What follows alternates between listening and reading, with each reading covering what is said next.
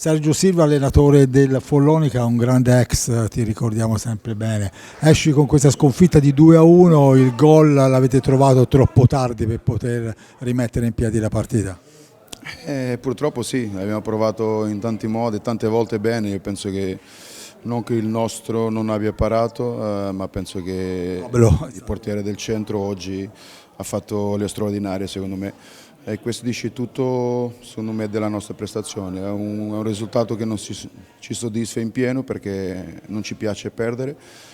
ma io penso che oggi ho vinto una squadra perché avere questi ragazzi,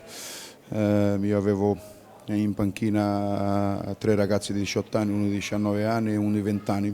e sono andati, non tutti, ma almeno 3 di loro sono andati in pista e hanno fatto quello che dovevano fare. Il nostro lavoro è questo, io penso che se noi siamo questi e da qui, ho detto ai ragazzi che da qui bisogna partire perché penso che abbiamo fatto una grandissima prestazione, noi poi ci toglieremo delle soddisfazioni più avanti. Hai dovuto rinunciare a Davide Banini, insomma un'assenza non da poco. È inutile dire, o se devo dire lo dico, la stima che ho nei confronti di Dada è il nostro punto di forza, perché per me è uno dei migliori italiani nel momento, ma non c'erano altri. Per quello forse dico che abbiamo vinto una squadra oggi, perché senza magari il nostro migliore giocatore, penso che nessuno dei nostri si offende se lo dico,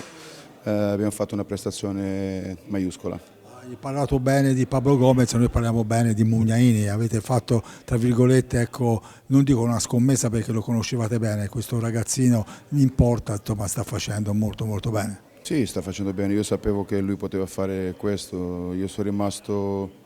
a Follonica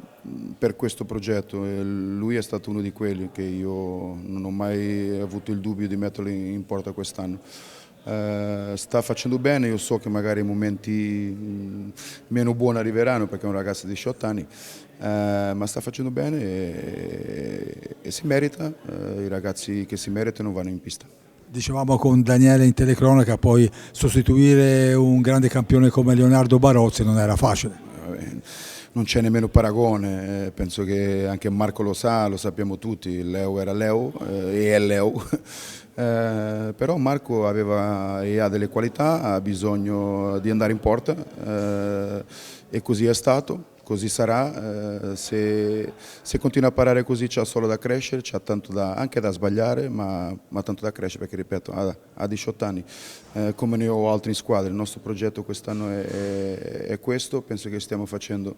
bene, qualche prestazione che non era andata proprio come ci aspettavamo, però ho cambiato, ho 6 giocatori nuovi rispetto all'anno scorso. Oggi in pista dall'anno scorso c'era solo, alle battute iniziali c'era solo Francesco, quindi no, c'era anche Federico, ma che l'anno scorso non era nel quintetto. Il lavoro è questo, continueremo a lavorare, magari sembrano frasi fatte ma non è così, perché io ci credo che i ragazzi possono e devono crescere, gli va dato tempo di crescere, di sbagliare, di fare cose buone. Io penso che noi alla fine del campionato avremo vinto questa scommessa, poi la classifica dirà le posizioni che si arriverà, ma la scommessa penso che sarà vinta perché lavoriamo tanto per quello.